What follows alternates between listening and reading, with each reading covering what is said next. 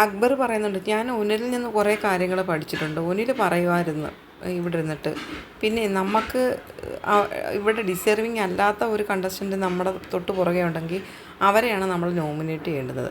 അതാണ് യഥാർത്ഥത്തിൽ ചെയ്യേണ്ടത്, അതാണ് കറക്റ്റ്. അപ്പോൾ അത് നെവിന് സമ്മതിക്കുന്നുണ്ട്. അത് കഴിഞ്ഞിട്ട് ഇവർ സാവുമാൻ്റെയൊക്കെ കുറ്റവും കുറവുകളൊക്കെ പറയുകയാണ്.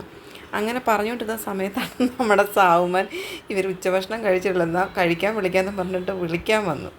ഉടനെ ഈ നെവിൻ ചോദിക്കണം, നീ എന്താ ന്യൂസ് പിടിക്കാൻ വന്നതാണോ? സാവുമാൻ ചോദിക്കുക, ഞാനോ, എന്തിന്? അല്ല, ഭക്ഷണം തണുക്കുന്നത് നിങ്ങളെ ഭക്ഷണം കഴിക്കാൻ വിളിക്കാൻ വന്നതാണ്.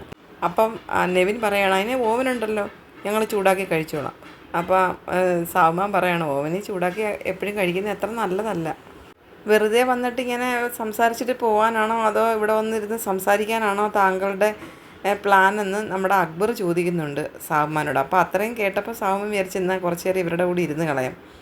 നെവിൻ പറയാണ്, കുറച്ച് ഒറ്റപ്പെടൽ സ്ട്രാറ്റജി എടുത്ത് കഴിഞ്ഞിട്ട് ആഹാരം കഴിക്കാമെന്ന് വിചാരിച്ചിട്ടാണ് ഞാൻ ഇപ്പോൾ കഴിക്കാത്തത്. ഒറ്റപ്പെടൽ സ്ട്രാറ്റജിയെ സാവുമാൻ വന്ന് ആ ഒരു ചെയറിൽ ഇരുന്നിട്ട് ചോദിക്കുന്നുണ്ട്, എന്താണ് സംഭവം? അക്ബർ ഭയങ്കരമായിട്ടൊരു ചിരി അങ്ങ് പാസ്സാക്കി. ന്യൂസ് പിടിക്കാനായിട്ട് വന്നതാണോ മഞ്ഞപ്പത്രം? സാവുമാൻ ചോദിക്കുന്നുണ്ട്. ഓ, മഞ്ഞപ്പത്രം ആയോ? നെവിൻ പറയാണ്, നീ ഇപ്പം പറഞ്ഞു വന്നപ്പം ലാസ്റ്റ് മഞ്ഞപ്പത്രം ആയിട്ടുണ്ട്.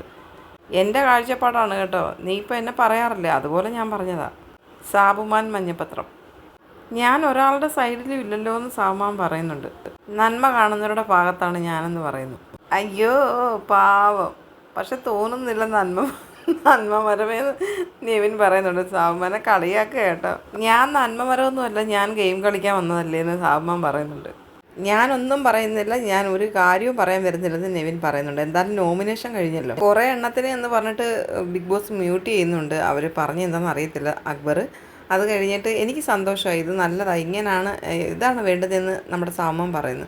അന്നേരം അക്ബർ പറയാണ്, സങ്കടം മനസ്സിൽ വെച്ചിട്ട് സന്തോഷിക്കുന്ന ടീംസിനെ ആദ്യമായിട്ട് കണ്ടതാണ്. അക്ബർ പറയാം, ഞാൻ ഇന്നലെയും മെനങ്ങാന്ന് ഞാൻ 2 ആഴ്ചയായിട്ട് ബിഗ് ബോസിനോട് പറയുന്നു, ബിഗ് ബോസ് എല്ലാവരെയും നോമിനേഷനിൽ കൊണ്ടുപോകാം. എനിക്ക് ഭയങ്കരമായിട്ട് സമാധാനമായെന്ന് സാവുമാൻ പറയുന്നുണ്ട്. എല്ലാവരും വരട്ടെ, ഇനി അങ്ങനെ പോട്ടെ, ഇനി ആകെ ഒരാഴ്ചയല്ലേ ഉള്ളൂ. നെവിൻ നമ്മുടെ സാവുമാനോട് പറയാം, എൻ്റെ മനസ്സിലൊരു സാധനം ഉണ്ടായിരുന്നു എന്നെപ്പറ്റി, പക്ഷേ ഇപ്പം എൻ്റെ മനസ്സിൽ നീ വെറും നാരദനായെന്ന് പറയുന്നുണ്ട്. ഇവിടെ നടക്കുന്ന അവിടെ ചെന്ന് പറയും, അവിടെ നടക്കുന്ന ഇവിടെ വന്ന് പറയും, നീ പക്ക നാരദനായെന്ന് പറയുന്നു.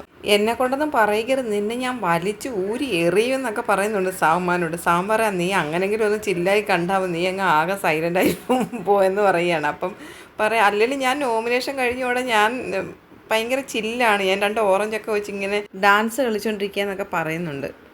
തുടർന്നുള്ള ലൈവ് അപ്ഡേറ്റ്സിനായി ഈ ചാനൽ സബ്സ്ക്രൈബ് ചെയ്യൂ.